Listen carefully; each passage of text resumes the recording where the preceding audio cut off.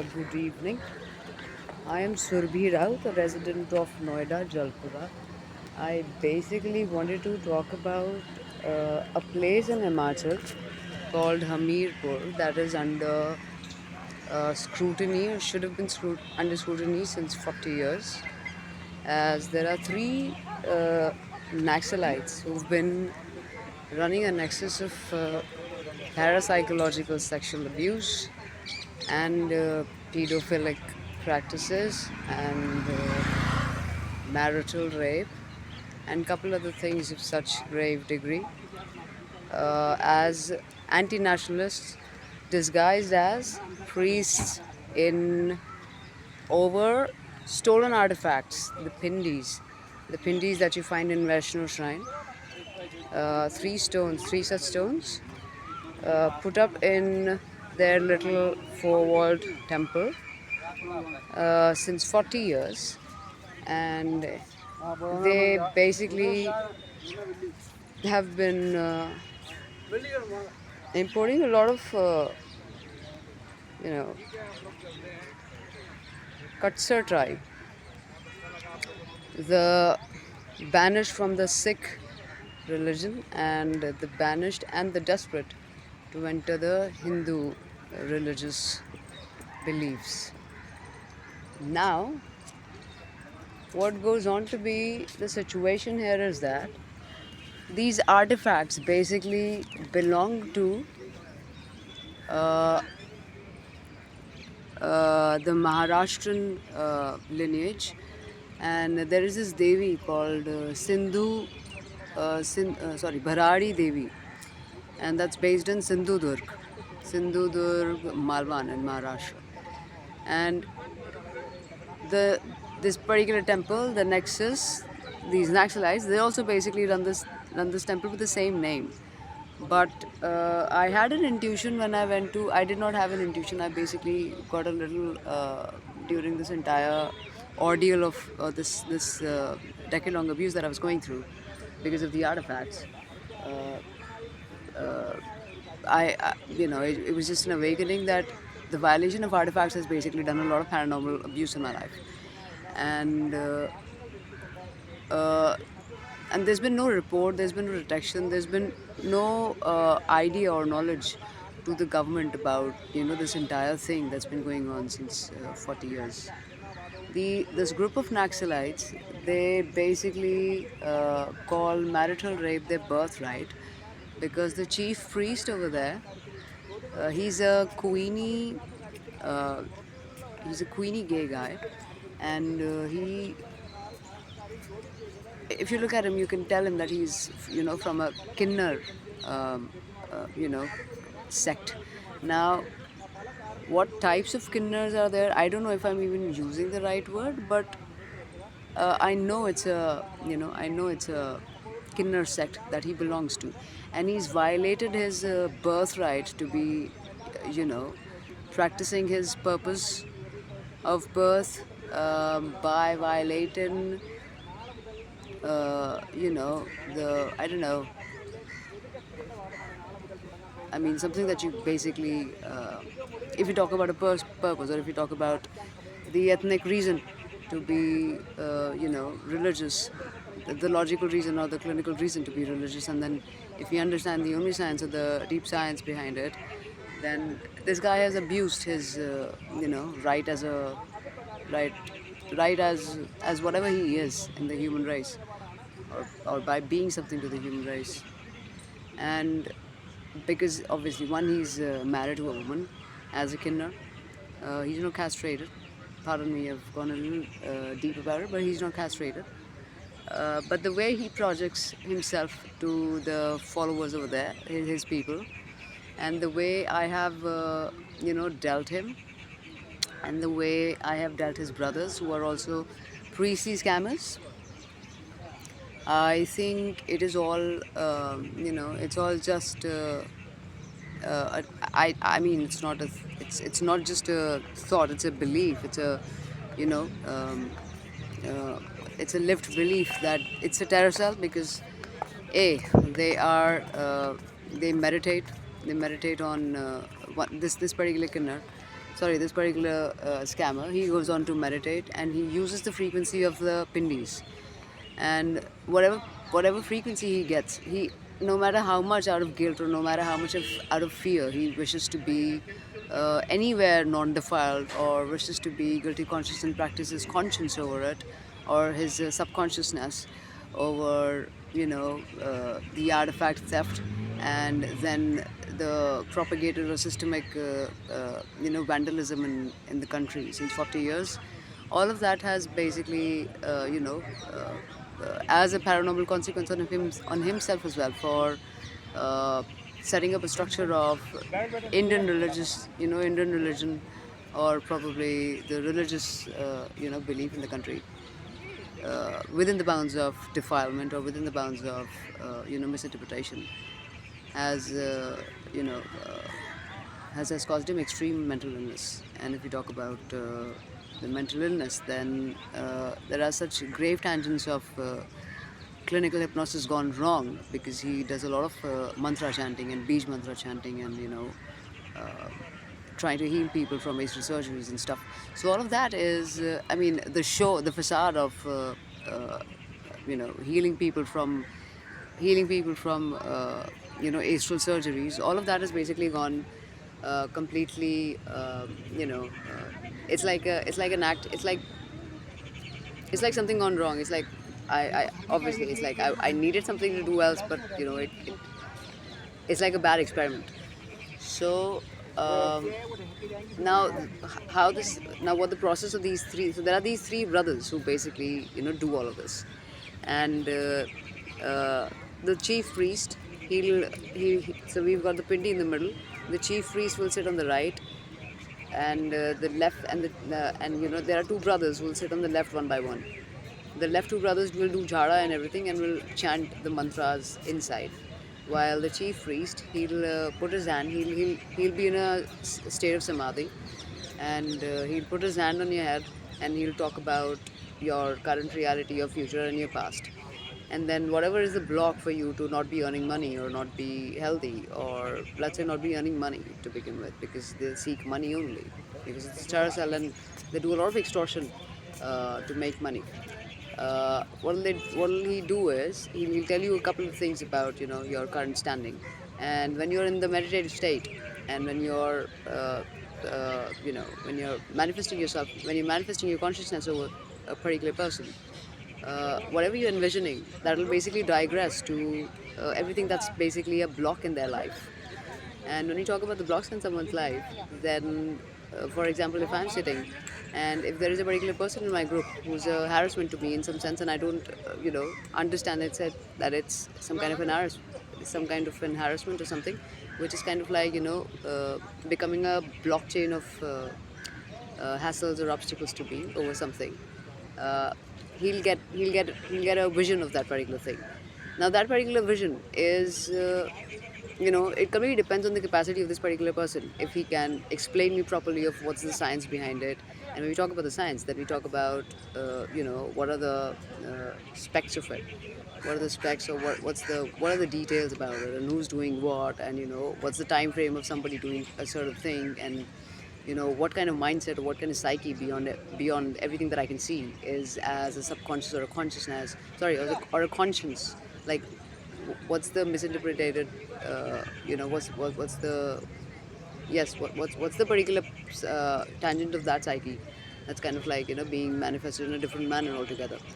So these are the things that they basically do. Then he'll tell you a certain things about what's the process of getting out of it. If you're lucky enough to decode yourself out of it, you'll decode. I mean, you'll clarify yourself.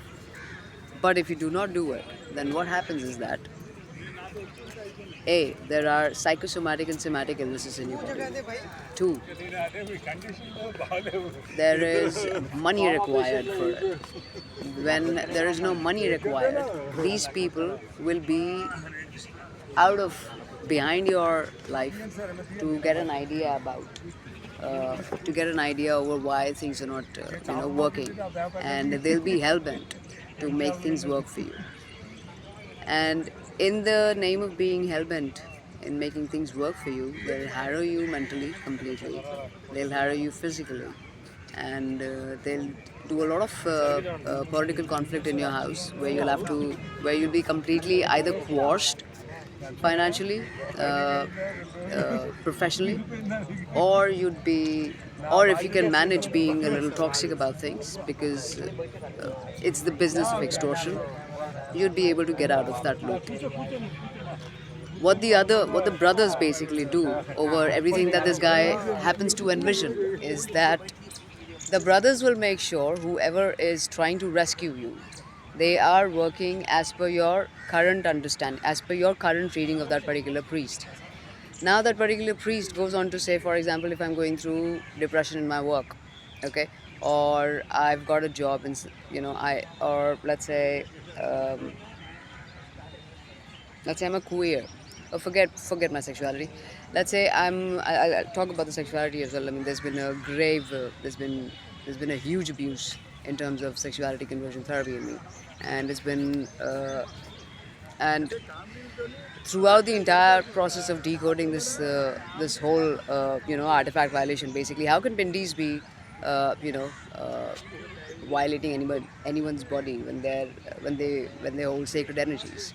So during this entire process of decoding this whole thing, I realized that those Pindis were basically stolen from the actual seat of the goddess from Maharashtra, and they were being chanted wrong mantras, mantras as in mantras to cause negativity or cause paranormal abuse or cause physical disturbances in someone's life, and that kind of changed the entire process, the psyche of these three tantrics who, uh, out of fear, in order to save themselves, basically went on to, start saving their faces over things, and called in help from, you know, Kutcher tribe, or those Sardars or those Sikhs who do not believe in the religion, or who basically work as, as a blockchain to many of the many of the riot, or probably the, how do I say, communal conflict stricken tangents.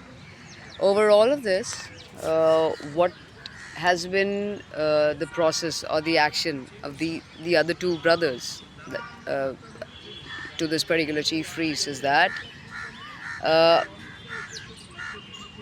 they use, how do I say, okay, so they know how to change the frequency of that particular pindi into a physical objection to to any human form, or to the animals. So for example, uh, if you can feel the breeze on your face, that breeze can turn into an actual shape of a hand coming as a slap on you. If you're standing at the river, if you're standing riverside, on the riverside, there's a good amount of breeze, or let's say there's no breeze as well. Suddenly there'd be these three tantrics. How will they, harass you? Is that if you're standing anywhere on the edge, and so if you're, you can be, if you're in a proximity where you can die very easily, or you can be accidental as a person, and if you have not fulfilled their demand, they will whisper in your ear. The moment you get distracted to that particular noise or sound, you'll suddenly find only these three tantrics only, nobody else. It's a tried and tested thing. You'll suddenly feel a push coming from, one of them, and just as I said, that they can turn this entire invisible thing into an actual, you know, an actual objectivity. You'll realize that who it is out of these three tantrics. And I remember when I went to Vaishno Devi, and the pindis over there, they're not allowed to be touched. They're also dug in the inside, near the, inside the mountains, and over that, they've like almost like half a kilometer or so above the actual seat, they've made three dummies of those pindis. That this is what the stones look like. So it's kept, out of the touch of any human form. Meanwhile, these guys, they go on to keep them open for the people to see, and they tap into it and they talk to it, and they are schizophrenic in life. They've tried their best to turn the schizophrenia into some kind of a power. Now the kind of power that they've basically attained out of it is it's so it's so defiled, it's so toxic that an entire mass can be turned suicidal over it. And the moment you deny them as as an actuality of a human form, they latch onto you. These three tantrics, they latch onto you as some bad, evil energy, shadow self kind of a thing. And when I talk about shadow self is a different concept to me. There's a difference between these two terms, evil energy and shadow self. Shadow self is basically an entire, formation of a blob of energy, a blob of negative energy that enters your body, and chokes your body at different parts. Uh, in my case, my entire there was a I think I spent almost like 5 years with my entire body locked because of the shadow self, and my amygdala hijacked. Then I got the jhara done with the cops by them, and they cleared my upper body, but they left the shadow self in my pelvic area. Because of which, what happens is that now, what the psyche of these tantrics who've not left my body and have been violating artifacts, and this comes down under the Act of Black Magic and Witchcraft 2013 and Artifact Violation in Antiquity 1972. What happens is that whatever out of the Beej mantra they desire or they think or the psyche, whatever chanting they do, they can only think of somebody's negative. They've never thought of anybody's good. I can give you that in writing.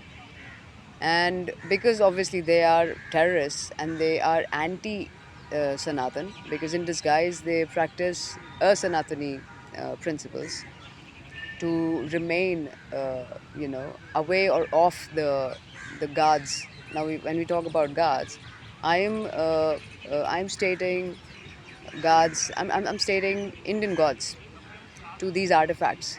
These pindis, that are not full forms of humans, but like different chakras of a particular goddess or a particular deity. Gods like Hanumanji, Ram, Shah, Lakshman, Krishna, whoever you want to take name of, Hindu goddesses as well. They're all spiritual gods. These artifacts, just as we were talisman, and just as we've got Guru Granth Sahib, so Lord Nanak, uh, Nefertiti, and descents of Muhammad, and different, and then your in Christianity, what's their artifact? So these artifacts, and then Jesus. All of these are basically spiritual gods to these artifacts, because the purpose of these artifacts is to basically manage the the architectural planes of the entire cosmos, so that the soul traveling can be as serene as it has to be. Because if somebody dies and their soul has to travel, then their soul becomes the positive blob of the energy, that because we're supposed to, as a human race, and in the name of and in the frequency and the grace and under grace, we're supposed to be positive. We never abuse or degrade any kind of soul or any kind of portion of human form, right? And anybody who goes on to violate, anybody who goes on to use an abusive language, or anybody who goes on to be negative about anything in terms of dialect, tone, or vocabulary, or verbal reliance to anything, loses a certain God particle, loses a certain frequency of God particle, and experiences it as, let's say, transmuting into a poop particle. Poop particle, when I say, you'll start being negative, you'll start getting aggravated and irritated and all of those things. So the frequency of these pindis is so cosmic and so grand that during my entire ordeal of 10 years, I have felt supernatural, in spite of the shadow cells, in spite of the tantrics, doing things to my body. I have felt extreme amount of upliftment.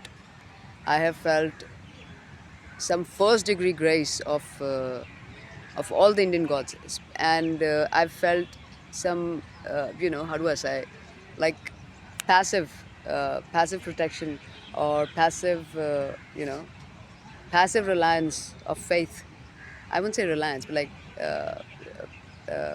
passive, how do I say, uh, you know, passive show of trust by Buddha. So these are the things that have kind of like, so basically, I don't know how much these tantrics have kind of like, felt the right frequency of the pindis to be uh, about to be wise about what they're doing with the artifacts, what they're doing with the Indian artifacts. I don't know how much have they felt, because me as a victim has felt a lot, in terms of being positive about the pindis who are actually and these pindis, by the way, these pindis, they cry. These three tantrics, they are schizophrenic. They've got auditory hallucinations, they've got visual hallucinations, and they talk to the pindis. Okay, and the pindis kind of like command, because everything that they do in front, in the mandir, he'll put the hand on your head, and then he'll talk about your frequency, and the pindi will connect. Pindi will obviously enthrall you in the frequency, and then it'll learn your in and out and everything, and this guy will tell you, so and so is the future, so and so is the past, and this is the particular person that you have to get a get a get a clearance from. And then they've made forms of that frequency. So sorry, they've made forms of their own energy field. And just like if you go to Balaji, they'll do a little puja with you. They'll do a little puja on you, and they'll say that we've given you two guards. So these are two invisible guards. Anything happens, they'll anything invisible that you don't know, or that you don't have to understand the science of, if at all there is anything, they'll react, and you'll be safe and stuff like that. So these guys do the same thing, but the problem is that they are very much stereotypical when it comes to being positive.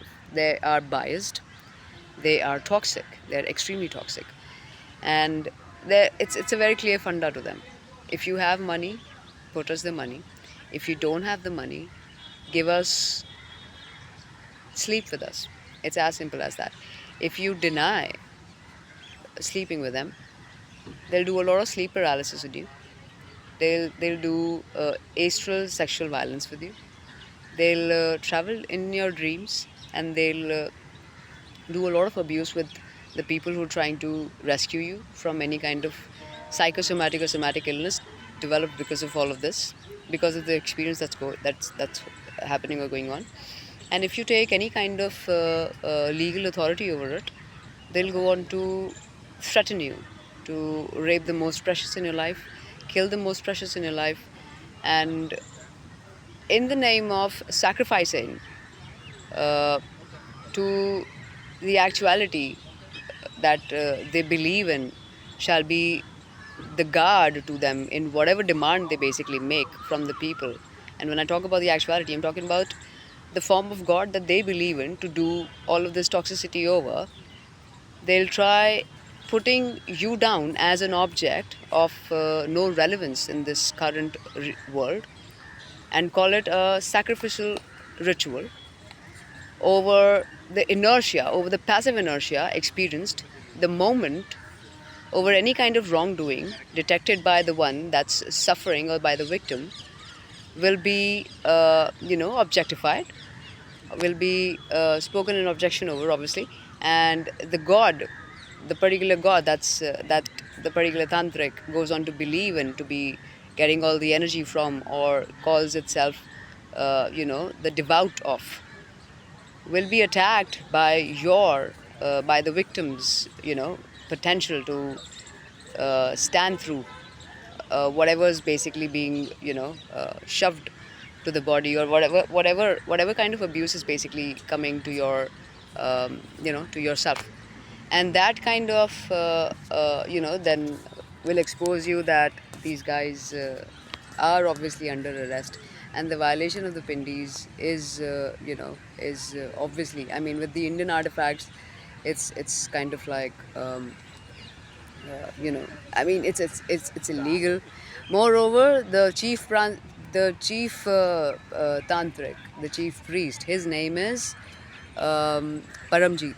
He's a Kutsar, and he calls himself Mata, and he says that I've got the what do you say, the something like, I've got Vaishnu's avatar in me. And then he says I'm Kali also sometimes. So whatever I do in the name of Wrath, rather as Wrath, is the highest command that you have to follow. And if I say that I want to sleep with you, you have to, you have to abide by it. And in case you fail to abide, then he's got his brothers who say that we are the disciples, or we are the devoutes of Hanuman. And as per Hanuman principles, uh, Ram, who was a victim of marital rape, I don't know how, I don't know if I should say this or not, but I don't know, Ram and Sita, how much were they objectified in life for anybody to label the depths of intimacy, for that matter. But these guys say that you're a woman, and no matter your sexuality, for Ram, it is a very clean and clean, simple formula of the fact that for procreation there has to be there has to be a submission somewhere. And in your part, and in this particular case, we are the men, you are the woman. So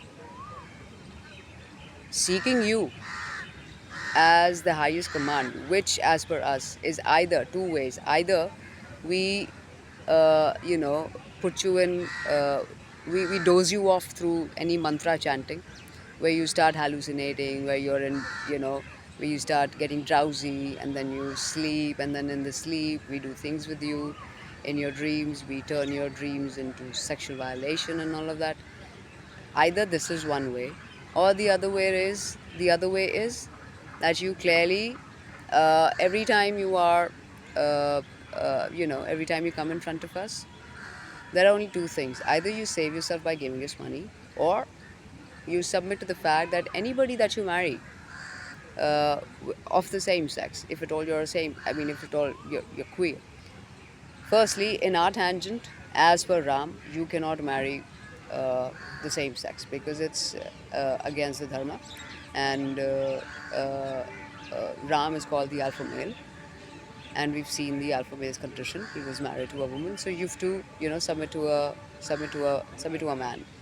But if you marry a man, then it is going to be whoever it is. It is going to be. I mean, if you don't marry, correct? If you don't marry, then we are there to marry you our way. But but if you are not marrying, then it's for sure a rape. I mean, I'm a queer, and I know in another 10,000 crore births as well, if I wanted to be a queer, I can't be, voluntarily be like, okay, I want to be intimate with with an opposite gender, for the matter. So keeping this in the head, uh, there's been an entire there's so I've escaped 13, 14 murder attempts over this entire decade. Parapsychological, which is psychological disorientation and paranormal disturbances surpassed or lived through to make it parapsychological abuse. Parapsychological sexual abuse, my dream states have caused uh, actual real world abuse to my body. I still am suffering with a couple, but I've been in a healing state all my life. So thanks to the resilience and the grace. Beyond all of this, the artifact violation. Yes, the artifact violation is the reason that these three tantrics are mentally ill. and they kind of wish to manipulate a certain number of mass against me. I've felt it a lot of times, and it kind of like works like, suddenly there'll be,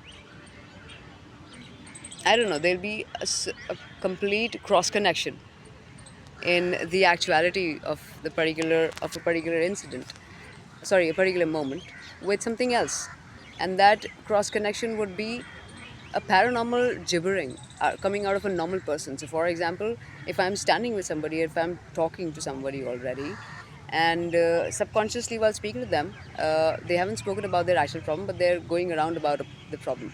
And the moment I've caught the core of the problem, now that core is basically logged on me because that's what we're talking about. But the person is, still struggling to come down to the core because they're talking all around it.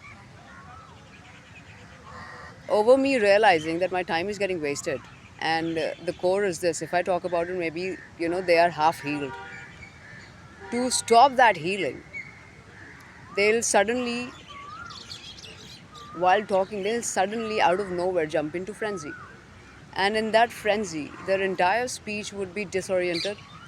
Their entire speech would be, they wouldn't even realize over the kind of pace they're kind of like stuck. Either they'll stammer, or they'll keep talking at a pace that they cannot believe that it's just suddenly activated out of nowhere. And they would be so comfortable, I mean, it'll be so effortless that they wouldn't even feel, that they got hijacked in the amygdala, or their amygdala got hijacked.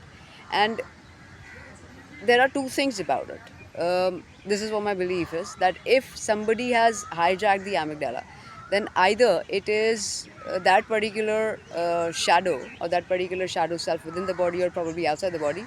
If I say within the body, then within the body is basically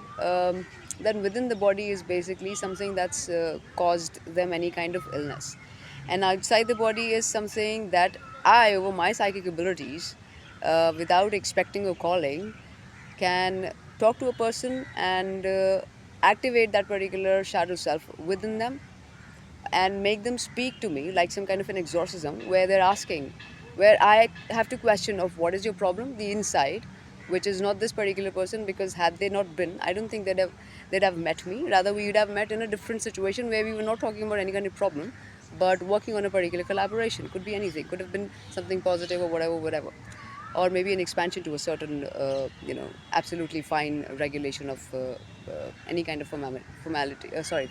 Uh, yeah, any kind of regulation which is in progress already.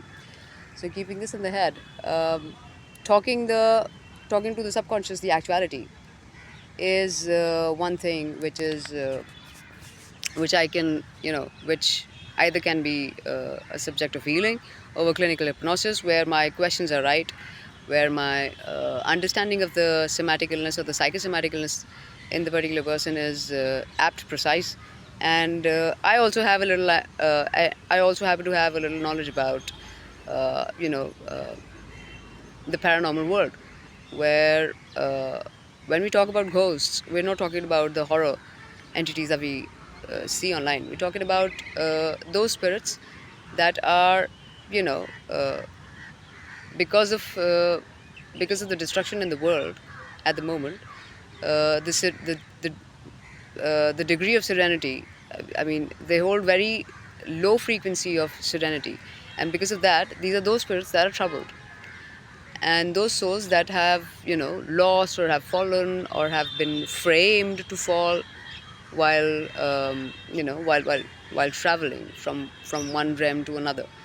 And this dimensional and this multiverse, this multiverse traveling, and this dimensional conflict basically kind of becomes, my actuality, because of these three tantrics. I am under life and death situation all the time because of these three. But it's just the pindis, it's just the belief in the pindis, because I've felt the energy of those pindis. I, take literature over this entire concept very seriously, and everything that I use in terms of vocabulary, and everything that I use in terms of dialect and tone, I make sure. I mean, I understand that everything that we cannot see and but feel it. There are a lot of spirits around us that are not put in any kind of motion, because everybody understands the sensitivity of a human race.